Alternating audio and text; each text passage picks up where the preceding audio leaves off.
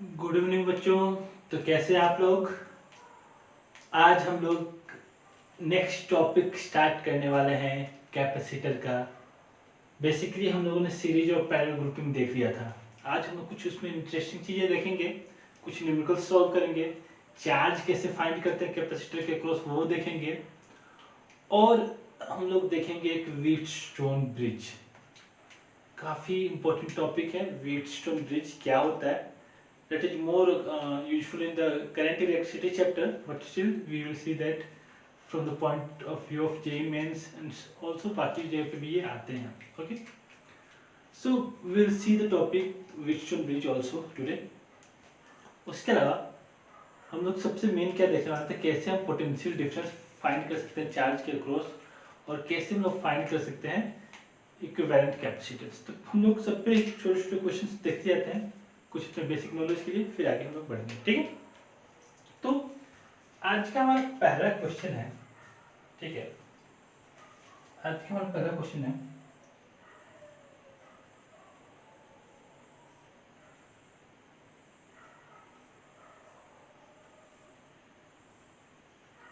हमको क्या करना है, तो हमको capacitance first of all find करना है।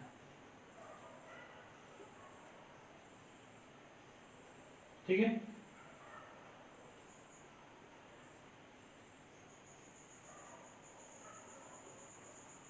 इस पूरे सर्किट का कैपेसिटेंस हमको फाइंड करना है, that is of 9 microfarad, 6 microfarad and 9 microfarad.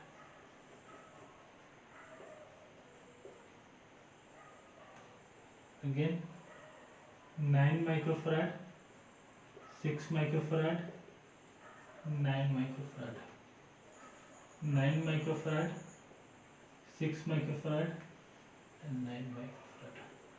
We have to find the total capacitance of the circuit from point A to B. यहाँ से लेके यहाँ तक के लिए हमको टोटल कैपेसिटेंस फाइंड करना है। तो अभी अपन लोग स्टार्ट कहाँ से करें, देखते हैं जहाँ पे हमको सीरीज पैरेलल कॉम्बिनेशन, अगर ये कनेक्शन यहाँ पे रहता तो वैसे इसके पीछे बीच में बैटरी लगने वाला है, बट अगर इसके बीच में कनेक्शन हमारा रहता, ठीक है, तो ये सीरीज में हो जाना था, बट कनेक्शन तो है नहीं, that is battery in between है, तो ये सीरीज में नहीं है। पैरेलल में है क्या, ये दोनों पैरेलल, कोई इतना ये पैरेलल में भी नहीं है, ना सीरीज में ना पैरेलल में। फॉर्मूला कहाँ अप्लाई करें, अप्लाई करने की जगह चाहिए हमको। तो अगर हम इससे आगे बढ़ते हैं आगे बढ़ते हैं आगे बढ़ते हैं, तो यहाँ पे आने पर हमको क्या दिख रहा है कि ये तीनों कैपेसिटर्स किस में है, दे आर इन सीरीज। तो ये हमको जोन दिख गया है, ये वाला पार्ट हमको दिख गया है, जो किस में है, सीरीज में है। तो सीरीज में तो इसके इक्विवेलेंट कैपेसिटेंस क्या है, तो 1/C equal to 1/C1 plus 1/C2 plus 1/C3। LCM हो गया 18, तो ये 2 plus 3 plus 2 plus 3 plus 2। So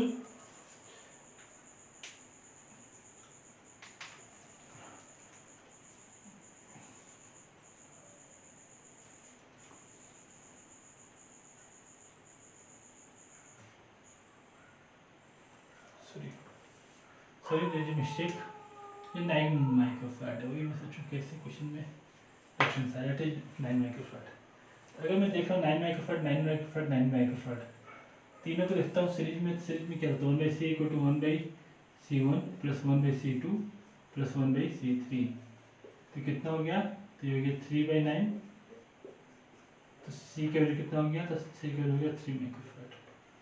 now that means what, I can rearrange this circuit like this.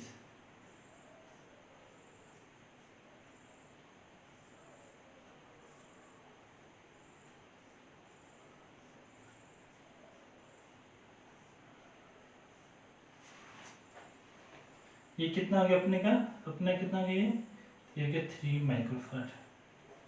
Total value हो गया, टोटल वैल्यू अपन लिख देंगे, ये है 6 माइक्रोफैराड, ये है 9 माइक्रोफैराड, और ये है अगेन 9 माइक्रोफैराड, ये है 6 माइक्रोफैराड, 9 माइक्रोफैराड और 9 माइक्रोफैराड। ये हो गया ए और बी के बीच का इक्विवेलेंट कैपेसिटेंस। ठीक, अब ये दोनों किस में है? अब ये तो सीरीज पैरेलल में, पैरेलल में क्या होता है? पैरेलल में होता है C = C1 + C2। ये वैल्यू कितना हो गया? ये वैल्यू 3 और 6 यानी 9 माइक्रोफैराड। तो इसके इक्विवेलेंट कैपेसिटेंस कितना हो गया? 9 माइक्रोफैराड। तो इसको मैं फिर से रीड्रॉ कर सकता हूँ।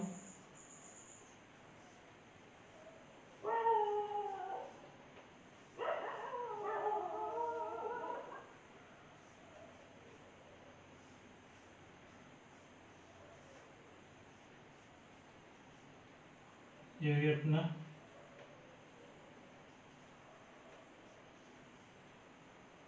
9 microfarad, 9 microfarad, 6 microfarad, 9 microfarad, 9 microfarad, 9 microfarad.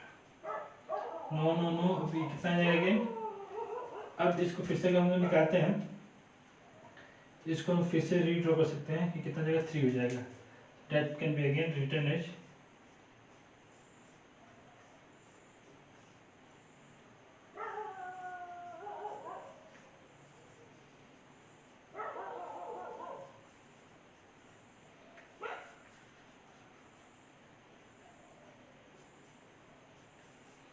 और ये कितना है? 6 microfarad. Again that can be written as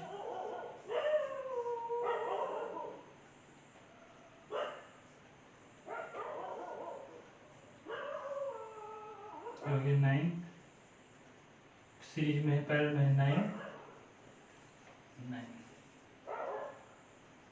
point A से पॉइंट बी का। सो नेट कैपेसिटेंस कितना हो गया? 999 यानी 3 microfarad. Simple. So this is how we can find the equivalent capacitance of the given circuit. इस टाइप के बहुत से क्वेश्चंस हमको मिलने वाले हैं, बहुत टाइप के क्वेश्चन, बहुत टाइप के, infinitely many types. Okay, you will see some of the questions, बाकी आप लोगों को करना होगा। नेक्स्ट क्वेश्चन की तरफ, और इसमें हम लोग क्या करेंगे? तो इस पे हम लोग चार्ज निकालना सीखेंगे। सबसे पहले तो हम लोग को क्या करना है? तो हम लोग को तो से हमको टोटल कैपेसिटेंस तो फाइंड करना ही होगा, उसके बाद ही हम कुछ फाइंड कर सकते हैं। तो सबसे पहले हम लोग क्वेश्चन देख लेते हैं जहाँ पे हम लोग को चार्ज फाइंड करने का है। तो हमारा एक क्वेश्चन है,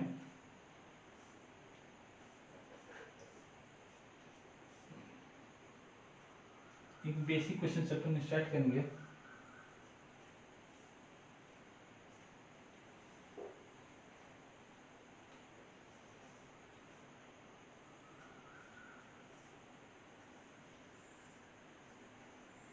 ठीक है, it's 3 microfarad, 6 microfarad and 4 microfarad, and the battery potential is 6 volt. Okay, let's name them C1, C2 and C3. We have to find, first question, potential drop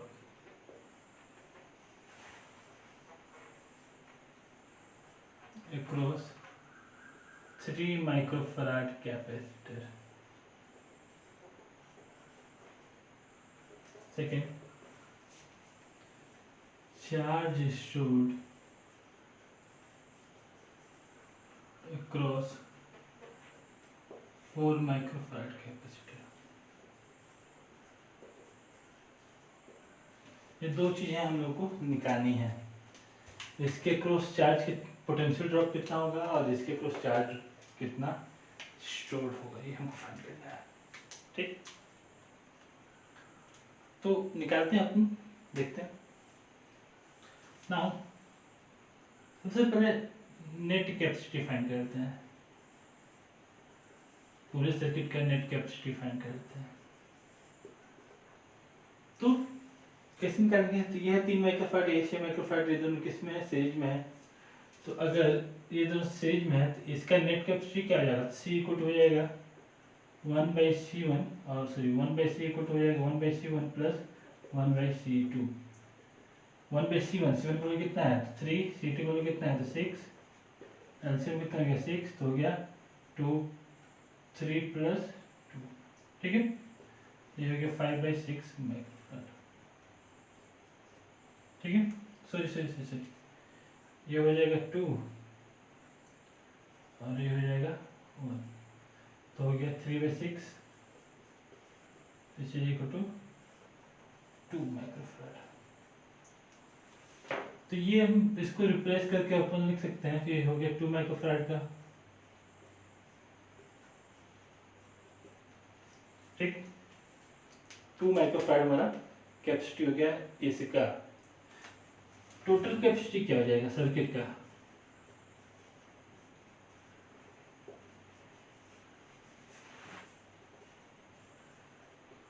total capacity circuit का क्या हो जाएगा? Total capacity of circuit will become, ये दोनों तो parallel में, parallel में क्या होता है, पैरेलल में सीधे ऐड हो जाता है। C इक्वल टू क्या जाएगा C1 प्लस C2, इसके वैल्यू कितना है 2 माइक्रोफैराड,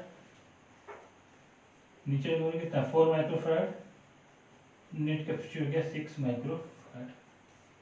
सो नेट कैपेसिटी हमारा हो गया इसका पूरा 6 माइक्रोफैराड।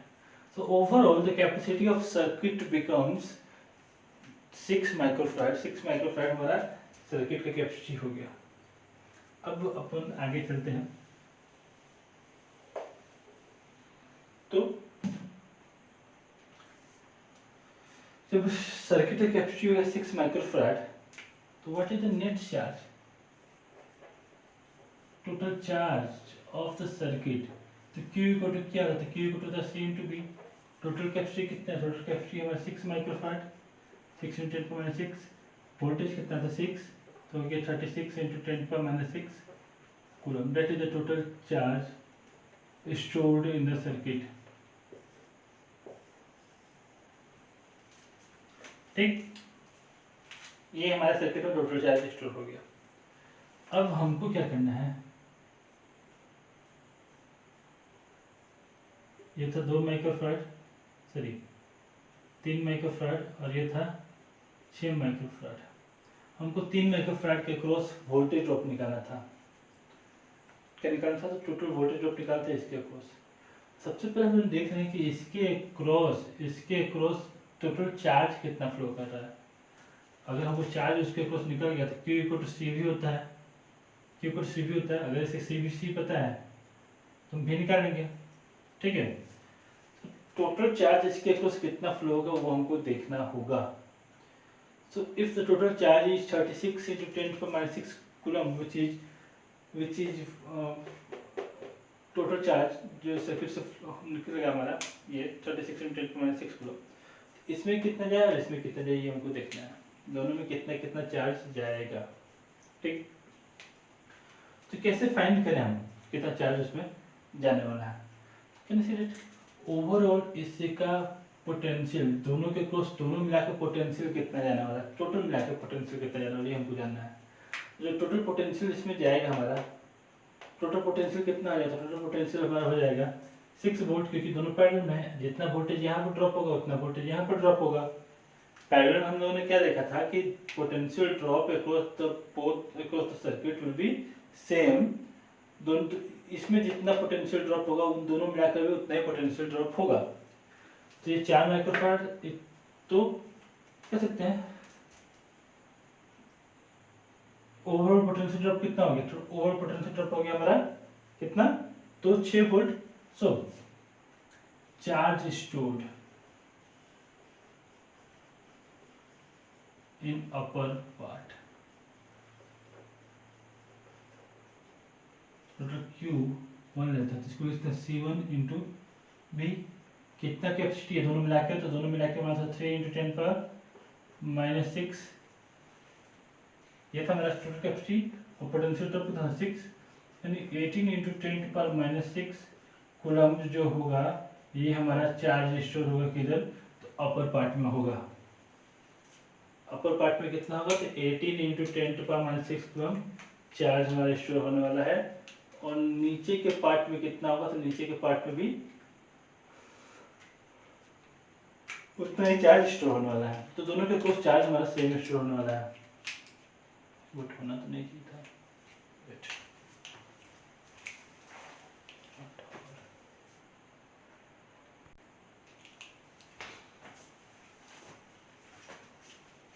तो देखते हैं टोटल कैपेसिटी इसका हमारा हो गया कितना, 6 और 3।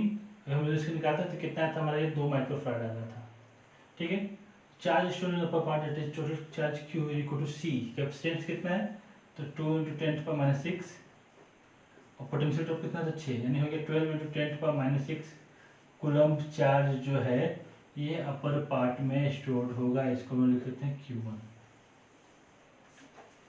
ठीक है, अगर अपर पार्ट में इतना चला गया चार्ज और टोटल चार्ज 36 माइक्रो कूलम्ब, तो नीचे के पार्ट में कितना चार्ज होगा, तो ये हम कह सकते हैं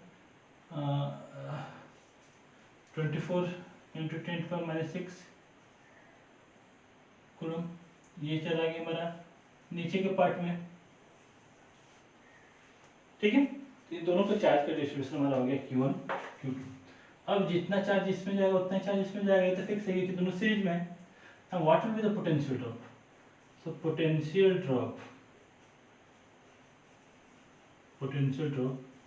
across 3 microfarad capacitor. So what I have, let us potential drop का V1 मानते थे, Q1 इक्वल टू क्या रहेगा, C1 × V1 हो जाएगा। तो V1 इक्वल टू क्या है, Q1/C1। What is the total charge stored here, that is equal to 12 × 10⁻⁶ coulomb. What is the capacitance, the capacitance is equal to 3 × 10⁻⁶ farad. 3 4 जा 4। ये हो गया 4 वोल्ट इसके क्रॉस, तो 2 वोल्ट इसके क्रॉस पोटेंशियल ड्रॉप होगा, दोनों मिलाकर 6 वोल्ट हो गया। ये हमारा क्या निकल गया, तो इसके क्रॉस पोटेंशियल ड्रॉप भी निकल गया। आगे बढ़ते हैं। तो जब हम आगे चलते हैं तो आगे क्या देख रहे हैं हम लोग,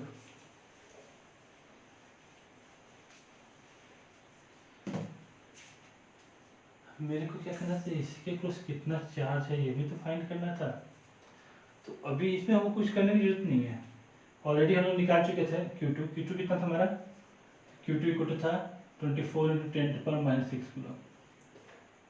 अगर ये नहीं भी है तो हम लोग यूज कर सकते हैं Q2 equal to C। Capacitance कितना है इसका, तो 4 × 10⁻⁶ फैराड इंटू V। पोटेंशियल कितना था 6 वोल्ट का था, 24 × 10⁻⁶ कूलम्ब चार्ज हमारा स्टोर्ड होगा नीचे के क्रॉस। ठीक, this is all about, that's not a big deal, that's not a rocket science। इस टाइप के क्वेश्चन हम लोग ऑलरेडी सॉल्व किए हुए हैं क्लास 10th में। वहां पे हम लोग करंट फाइंड करना था, यहाँ पे चार्ज फाइंड करना है। वहां पे पोटेंशियल ड्रॉप निकालना था, यहाँ पे भी पोटेंशियल ड्रॉप निकालना है। कुछ अंतर नहीं हो रहा है, बस नाम अलग हो गया है। सीरीज था वो पैरेलल हो गया, पैरेलल था वो सीरीज हो गया, बाकी सारी चीजें सेम है। अगर 10th के बेसिस पे लेके चलते हैं तो कोई दिक्कत नहीं है इस टाइप के क्वेश्चन सॉल्व करने में एटलीस्ट, और भी बहुत टाइप के क्वेश्चन मिलने वाले हैं। ठीक है, आगे बढ़ते हैं। एक बहुत ही फेमस क्वेश्चन आता है जैसे आप 12th में पहुंचते हैं, और ये अगले चैप्टर में भी ये क्वेश्चन आएगा। ये क्वेश्चन होता है इनफाइनाइट सीरीज प्रॉब्लम का।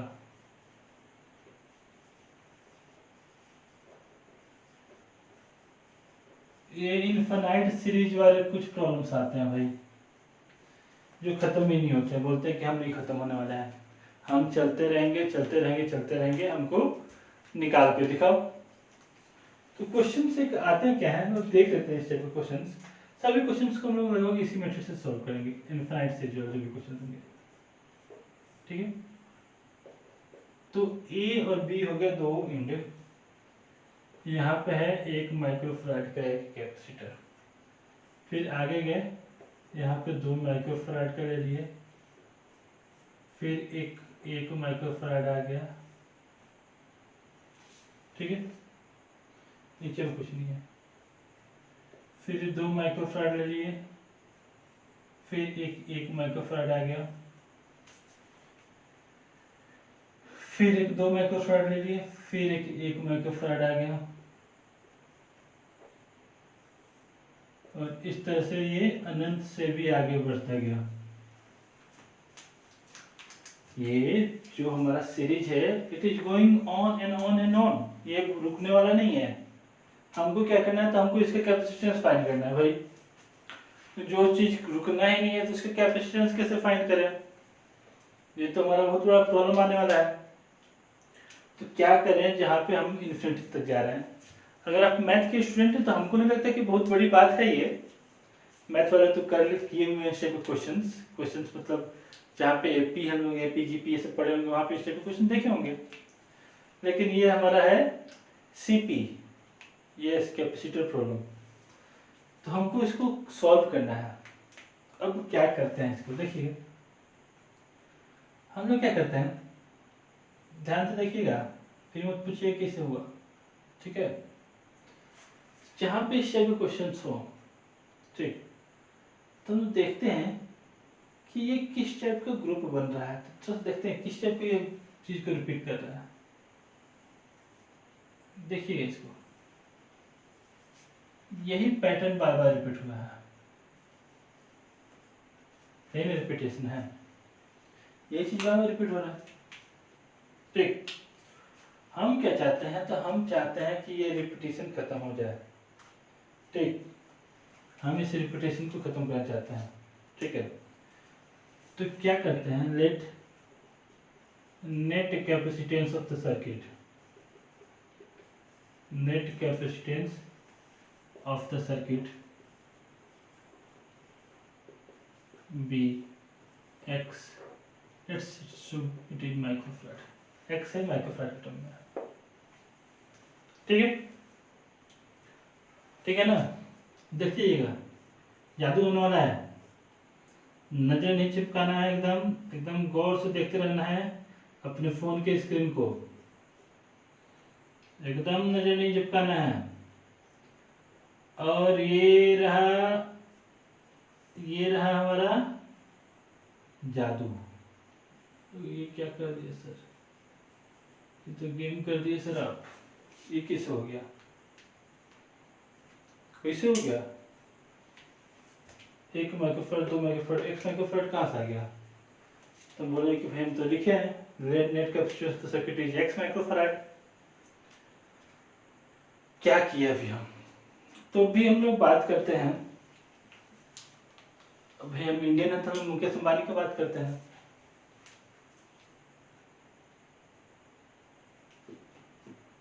अगर पूछ लिया कोई कि मुकेश अंबानी का कितना आमदनी है, टोटल उसका वर्ष नेट इनकम क्या है उसका, तो ये 50-60 बिलियन डॉलर से ऊपर जा रहा है। हम लोगों के लिए बात करें तो हमारे हिसाब से मुकेश अंबानी का पास कितना पैसा है, तो हम लोग अपने हिसाब से बात करें तो उसके पास इन्फिनाइट रुपीज है। अब उस इन्फिनाइट रुपीज में से मैंने उसे 10,000 रुपये मांग लिया, मान लो उसने मेरे को दे दिया, तो 10,000 रुपये से उसको कोई फर्क पड़ रहा है क्या। 10 सुनने में आते हैं उसकी वाइफ जो कप में चाय पीती है 10 लाख का है कप, ऐसा जो भी है मेरे को नहीं पता क्या ट्रुथ है। तो अगर मुकेश अंबानी के से मैं 10,000 रुपये ले भी लेता हूँ और मैं नहीं भी लेता हूँ तो उसको कोई फर्क पड़ता है क्या, फर्क पड़ता है तो बताओ, मुझे तो नहीं लगता कोई उसको फर्क पड़ता है।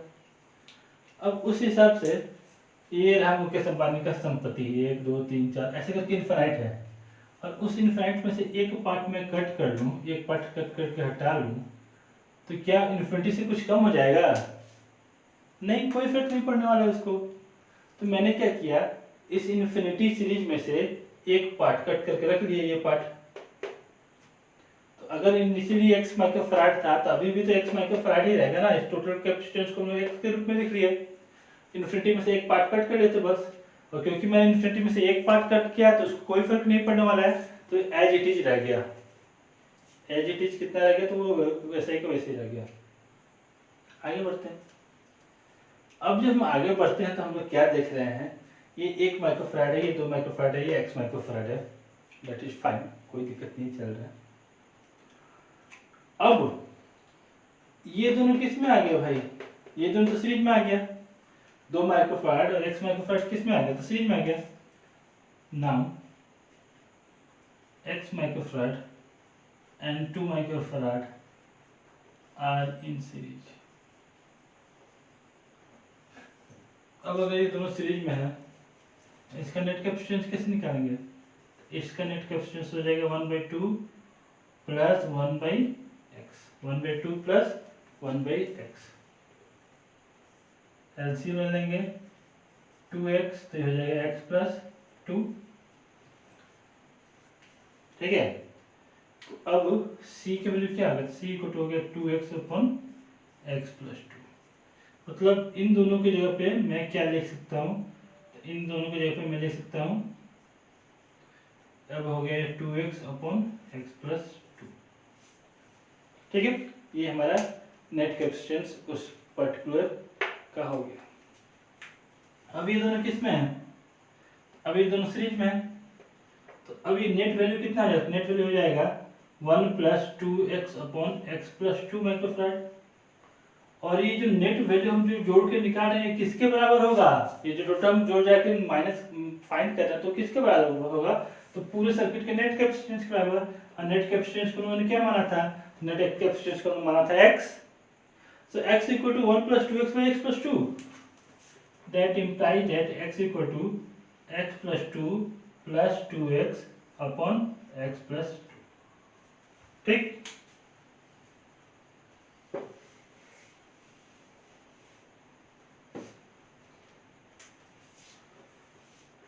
ना मल्टीप्लाई करते हैं, x square plus 2x equal to 3x plus 2 और x square minus x plus 2 is equal to 0।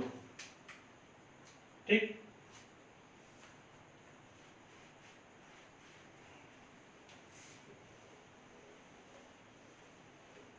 Further solve करते हैं।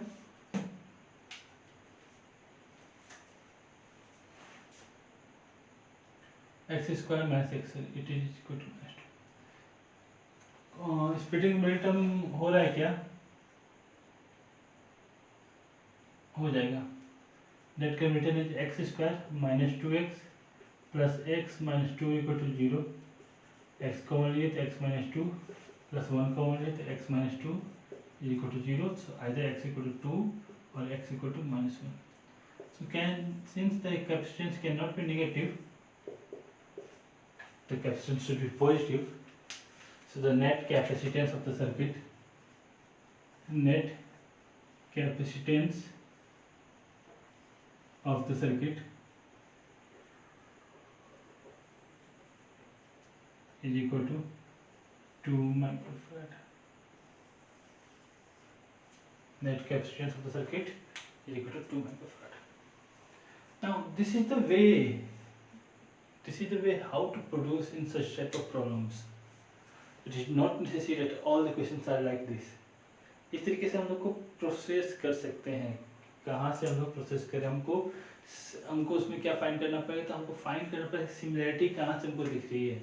जहाँ से सिमिलरिटी दिखना शुरू हो गया वहाँ से कट करके उसको अलग कर लो और इसको इस तरह से प्रोसेस करके सॉल्व कर सकते हैं। तो ये हमारा आंसर आ गया इस टॉपिक का। ठीक है, चलिए आगे बढ़ते हैं। अब एक आता है टॉपिक, मैं बता देता हूँ, ब्रीफली बता रहा हूँ, कुछ डीपली नहीं जानता। बहुत बड़ा हेडेक का क्वेश्चन आने वाला है। ठीक है,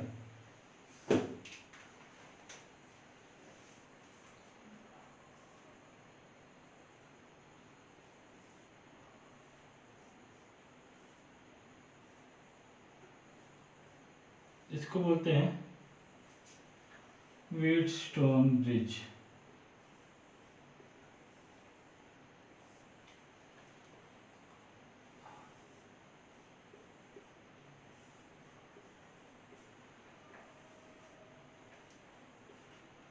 ये है C1, ये है C2, ये है C3, ये है C4 और ये है C5। हमको इस सर्किट का नेट कैपेसिटेंस फाइंड करने का है। हम कैसे इस सर्किट का नेट कैपेसिटेंस फाइंड करें? ऑब्वियसली बहुत टेढ़ा दिख रहा है, It is not that simple to find the net capacitor circuit. So how to proceed in such types of problem? So let us see. जहाँ पे अब देखो बहुत लोगों के माइंड में क्या चल रहा है, कौन सीरीज में कौन पैरेलल में है। वो तो बोलेंगे ये सीरीज में है, ये पैरेलल में, कोई सीरीज में कोई पैरेलल में नहीं है। अगर हम इन दोनों को पैरेलल की बात करें तो इसका एक एंड तो कॉमन है, दूसरा एंड यहाँ पे है, इसका एंड यहाँ पे है, तो दे आर नॉट कॉमन। ठीक है, तो ये दोनों सीरीज के पैरेलल में नहीं है, सीरीज में भी नहीं। यहाँ से आता है तो यहाँ पे एक रास्ता चलेगा, किधर रास्ता चलेगा, यहाँ से आता है तो किधर चलेगा, किधर। मल्टीपल पाथ्स है, तो ना तो दे आर इन सीरीज, ना ही वो पैरेलल में है। जब इस टाइप का प्रॉब्लम है तो हम क्या करें, तो इस टाइप का सर्किट बोलते हैं, इसको बोलते हैं ये एक ब्रिज है, ये क्या है, ब्रिज। अब ब्रिज हो सकता है balanced. So if C1 by C2 is equal to C3 by C4, then bridge is balanced। अगर कैपेसिटेंस का ratio that is C1 by C2 equal to C3 by C4 है, C1 by C2 equal to C3 by C4 है, in that case this bridge is said to be a balanced bridge. It is a balanced bridge in that case. And if it is a balanced bridge, no charge will be stored in C5। इसमें कोई charge नहीं जाएगा। जब कोई charge नहीं जाएगा तो हम क्यों इसको रखें, इसको हटाते हैं। अब जैसे इसको हटाया, ये क्या आ गया, ये आ गया सीरीज में, ये क्या आ गया, ये आ गया सीरीज में, और ओवरऑल ये क्या आ गया, तो ये आ गया पैरेलल में। क्वेश्चन खत्म। तो ये ध्यान देंगे, ये कब बनेगा, जब हमको ब्रिज का कंडीशन दिया होगा। और ब्रिज कैसा, तो बैलेंस ब्रिज। अनबैलेंस ब्रिज में ये काम नहीं करेगा। अनबैलेंस ब्रिज के लिए क्वेश्चन हम लोग को नहीं करना है, ये हमको ध्यान देना है। ठीक है, जब भी हम ब्रिज को यूज करें, हम पहले देख लें क्या रेशियो इक्वल आ रहा है। अगर रेशियो इक्वल आएगा तभी हम आगे प्रोसीड करेंगे, नहीं तो नहीं करेंगे। ठीक है, एक हम लोग बेसिक न्यूमेरिकल हम लोग इस पर देख लेते हैं, एक हम क्वेश्चन देख लेते हैं, फिर आगे बढ़ेंगे। So let us have some questions.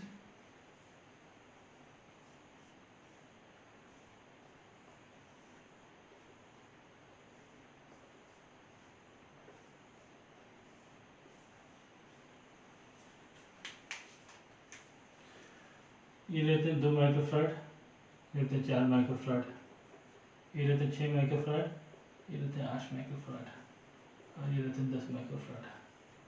बोल दिया कि इसका नेट कैपेसिटेंस कितना होगा इस सर्किट का।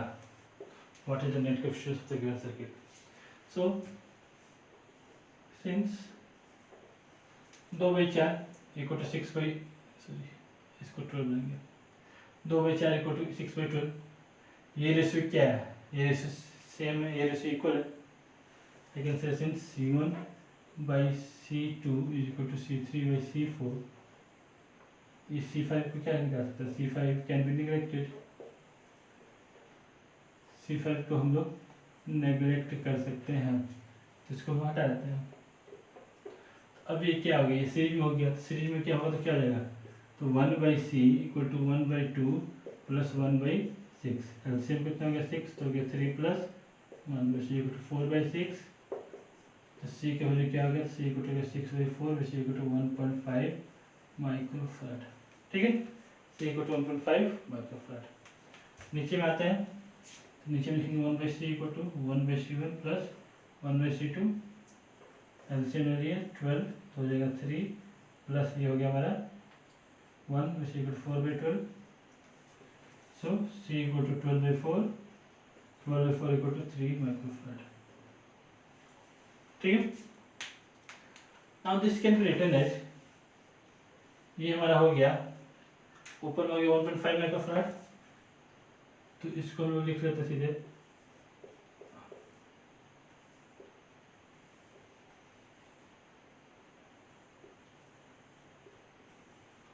ये हो गया 1.5 माइक्रोफैराड, और ये हो गया 4 microfarad, sorry 3 microfarad. So net capacitance C को क्या जाएगा, क्योंकि ये पैरेलल में, पैरेलल क्या जाएगा, पैरेलल में आएगा 3 plus 1.5 microfarad, net capacitance will be equal to 4.5 microfarad.